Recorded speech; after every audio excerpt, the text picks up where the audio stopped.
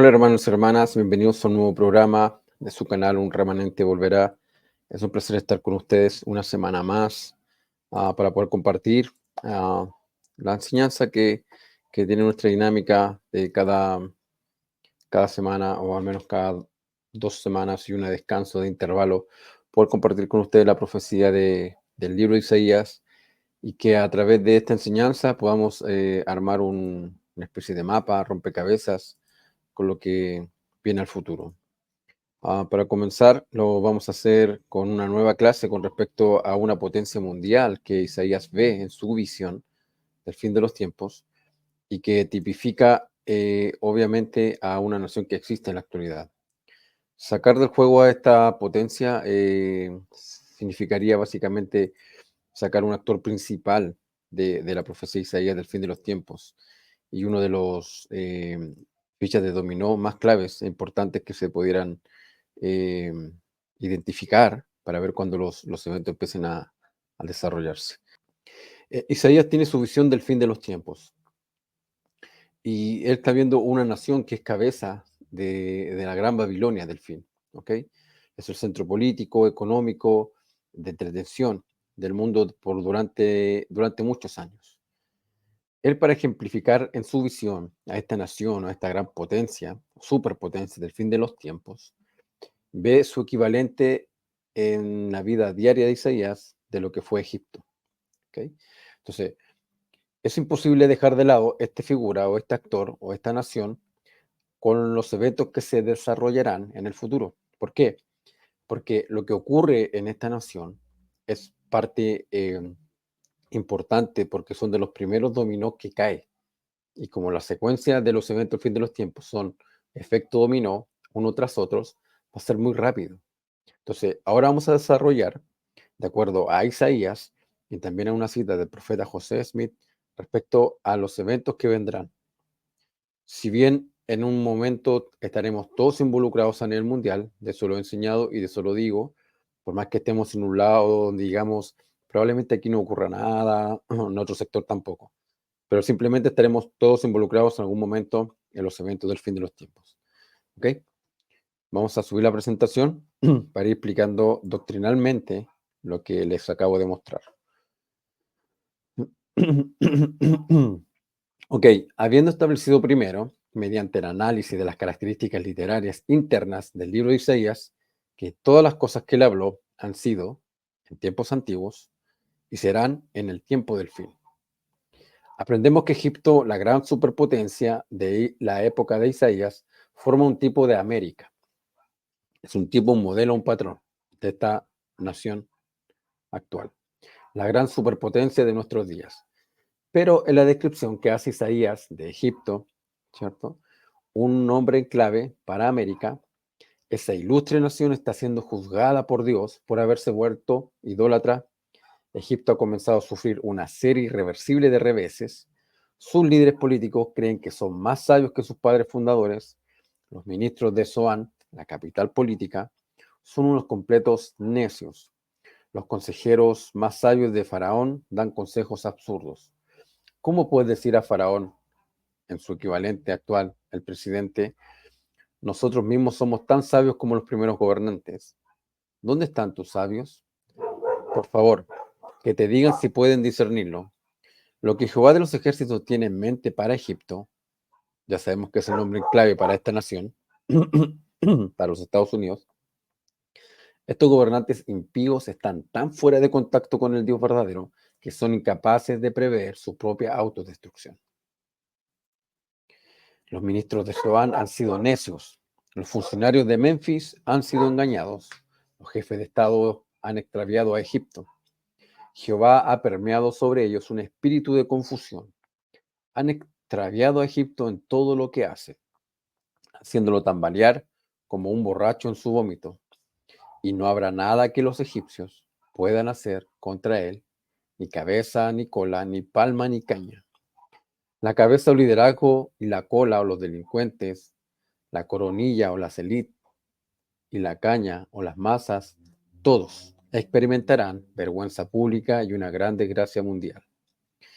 Los vínculos entre las palabras y las imágenes de la embriaguez conectan a los líderes políticos de Egipto con los líderes eclesiásticos de Efraín. Ay de las coronas de gloria de los ebrios de Efraín.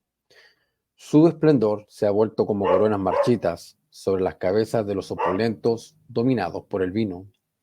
Mi Señor tiene reservado un valiente y fuerte como granizo devastador que barre, palabra en clave, granizo, o como diluvio de aguas impetuosas que inunda, los arrojará a tierra con su mano. Palabra en clave, granizo, diluvio para el imperio militarista del fin de los tiempos. Las altivas coronas de los ebrios de Efraín serán holladas.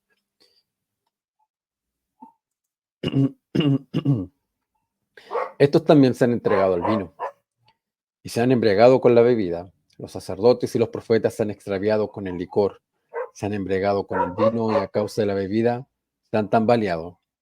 Se han extraviado como videntes y han errado en sus juicios, porque todas las mesas están llenas de vómito y no hay lugar donde no haya excremento. Los orígenes de Efraín en Egipto, que son paralelos a Efraín en el Egipto actual, en la nación que ya hemos evidenciado en la profecía de Isaías, cuál es el nombre en clave que lo ocupa, permean el cumplimiento de las profecías de Isaías concerniente a Egipto en el tiempo del fin. Cuando la ley y el orden finalmente se derrumben, Egipto se hundirá en la anarquía.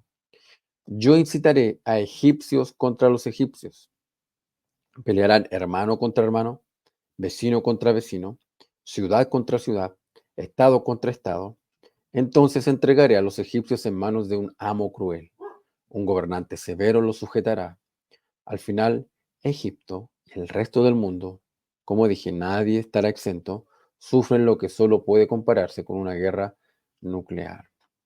Entonces, para contextualizar lo que hemos visto hasta ahora, tenemos efectivamente que todo colapsará, ¿cierto? A nivel mundial.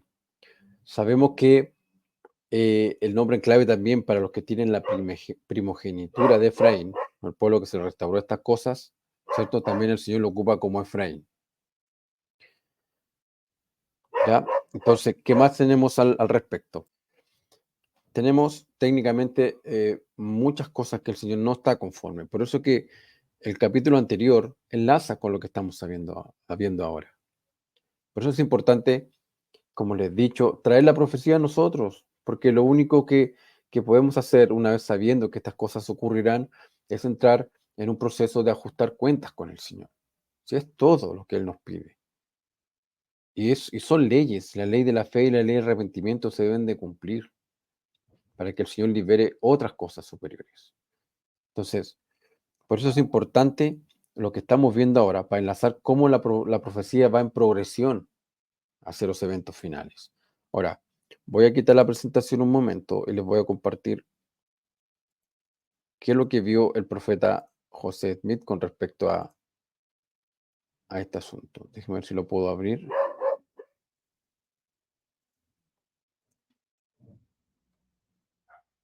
Ojalá lo pueda mostrar, estoy buscándolo, así que tranquilos.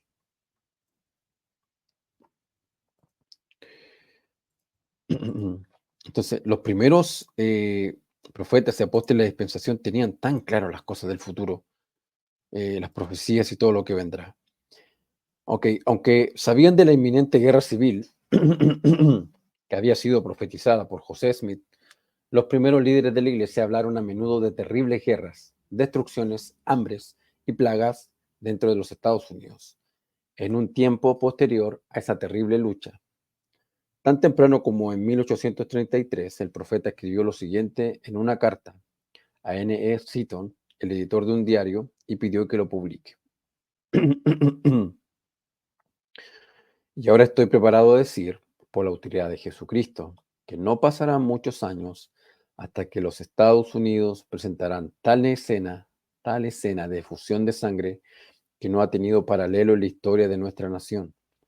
La pestilencia, granizos, hambres y terremotos barrerán a los inicuos de la faz de la tierra para abrir y preparar el camino para el regreso desde el norte de las tribus perdidas de Israel. El 1 de julio de 1839, José Smith se juntó en una reunión especial con los 12 apóstoles y algunos de los 70 quienes estaban a punto de salir para misiones extranjeras.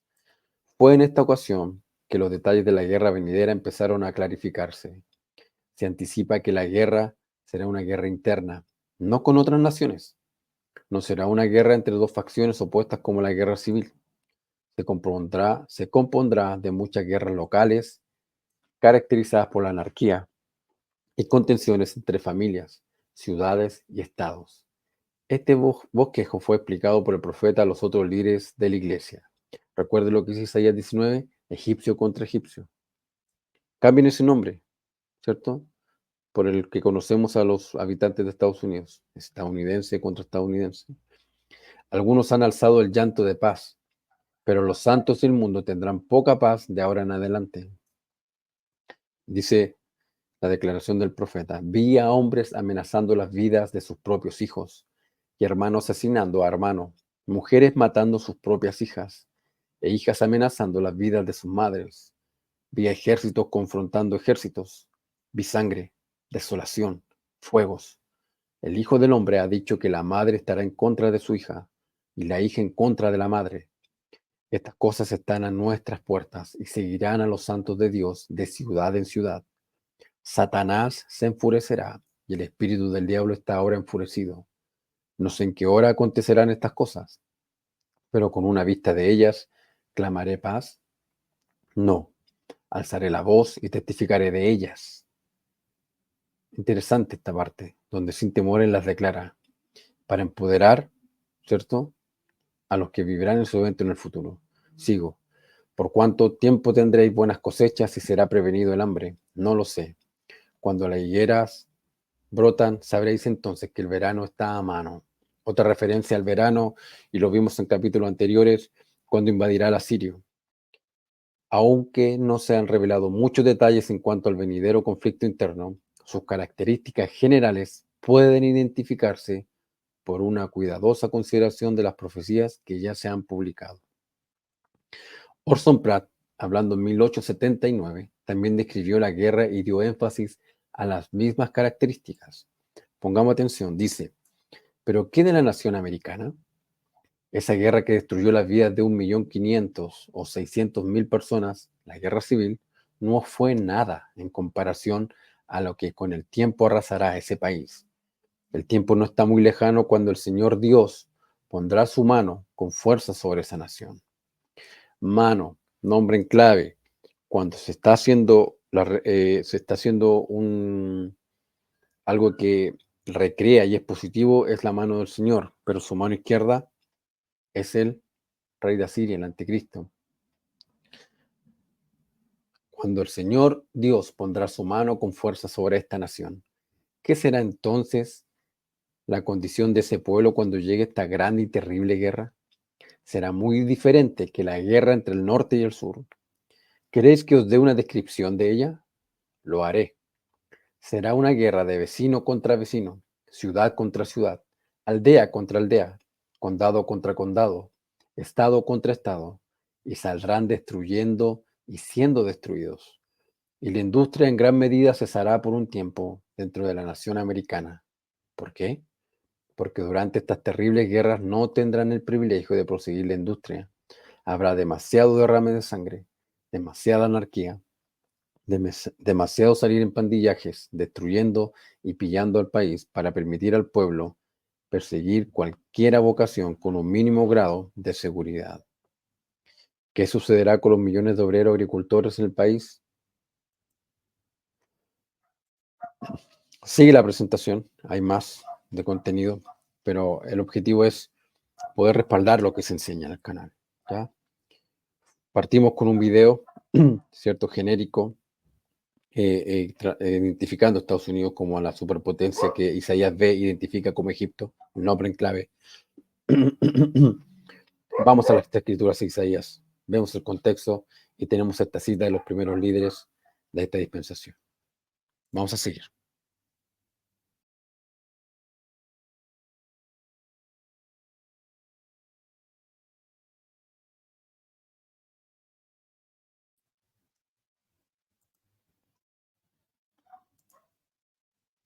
Entonces, la importancia de comprender el mensaje de Isaías aumenta cada día a medida que los acontecimientos mundiales se alinean como los planetas para el cumplimiento de su profecía.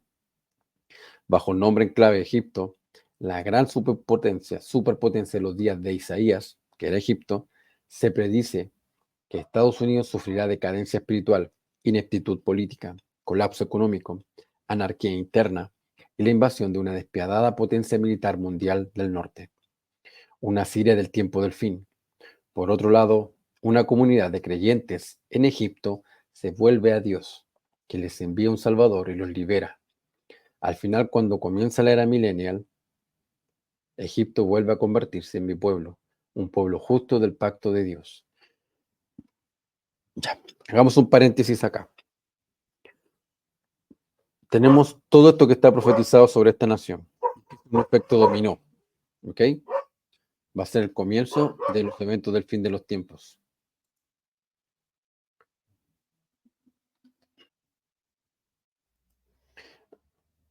¿Ok? Entonces, tenemos todos estos. ¿Sí? Este es el punto final del libro de Isaías y del fin de los tiempos. Viene mucha destrucción. Eso ya tenemos que empezar a asumirlo. Por eso, incluso en el libro de Mormón, tenemos todos estos patrones de guerras pequeñas, guerras grandes, hasta una guerra final. ¿Ok? ¿Qué es lo que ocurrirá antes que el Señor transforme la tierra y haga esta destrucción cósmica y la recambie para aquellos que califiquen? Pero dentro de todos, esta nación tiene una promesa, porque va a haber un grupo de nuevos pactantes, ¿ok? Que se arrepentirán, o para decirlo como el nombre del canal lo dice, un remanente de los pactantes de Egipto o de esta nación. La dicotomía de los acontecimientos que rodean a Egipto es un ejemplo típico de la nación en general, que incurren desgracias o maldiciones del pacto por su maldad, al mismo tiempo que una categoría de personas justas dentro de la nación se convierte en la salvación de Egipto. Ese es el mensaje de esperanza que también evidencia el libro de Isaías. Jehová se dará a conocer a los egipcios y los egipcios conocerán a Jehová en aquel día. Recuerden, hablamos de egipcio, pero estamos hablando del nombre en clave, de los habitantes de la nación actual que se identificó como Egipto para Isaías en su profecía. Dice, y lo adorarán con sacrificios y ofrendas, y harán votos a Jehová, y los cumplirán. Jehová herirá a Egipto, y herirá a los egipcios, y los sanará. Ellos se volverán a Jehová, y él atenderá sus súplicas, y los sanará. Ser curado de la iniquidad y conocer al Dios de Israel es ser verdaderamente su pueblo del pacto. Entonces se genera un nuevo pacto para esta nación. Los pactantes de Egipto, junto con los de las 10 tribus perdidas, junto con los judíos, son los 3 pueblos que el Señor termina haciendo un pacto final antes del milenio. Esas son las promesas que existen para estos pueblos. Y en el caso de lo que estamos viendo hoy, dentro de todo lo que viene, porque vendrá, repito, soy majadero en ello, vendrá, todo el mundo estará sumido en la conmoción, la tierra se tambaleará, lo dicen las escrituras. No es incurrir en generar miedo en ustedes o en quienes vean esto. Esas cosas ocurrirán. Pero dentro de todo siempre va a haber un grupo que va a arrepentirse y va a pactar nuevamente con el Señor. Cuando Jehová entre en Egipto montado sobre nubes veloces, los ídolos de Egipto se estremecerán ante su presencia, y el corazón de los egipcios desfallecerá dentro de ellos. Los que salvan el día son los que hacen el pacto en Egipto o en Estados Unidos, a quienes Dios envía un libertador. ¿A quién? ¿A quién? Al siervo de Jehová. Cuando clamen a Jehová a causa de los opresores, Él les enviará un Salvador que los defenderá y los librará. Jehová se dará a conocer a los egipcios, y los egipcios conocerán a Jehová en aquel día, y adorarán con sacrificios y ofrendas, y harán votos a Jehová, y los cumplirán. Jehová herirá a Egipto, como decía la escritura recién, y ellos se volverán a Jehová, y Él atenderá sus súplicas y los sanará. Entonces tenemos esta tremenda y hermosa promesa que va de la mano. Por eso que el libro de Isaías todo es sincrónico. ¿Ok? Sión asciende y Babilonia, ¿cierto? Cae. Y la cabeza de las naciones de Babilonia sabemos que es esta nación, cae. Pero en el transcurso hay un grupo dentro de esta nación que también asciende. y califican para los pactos con el Señor. Esa es una hermosa y es lo donde debiéramos enfocar para el fin de los tiempos. Una hermosa promesa y donde debiéramos enfocar.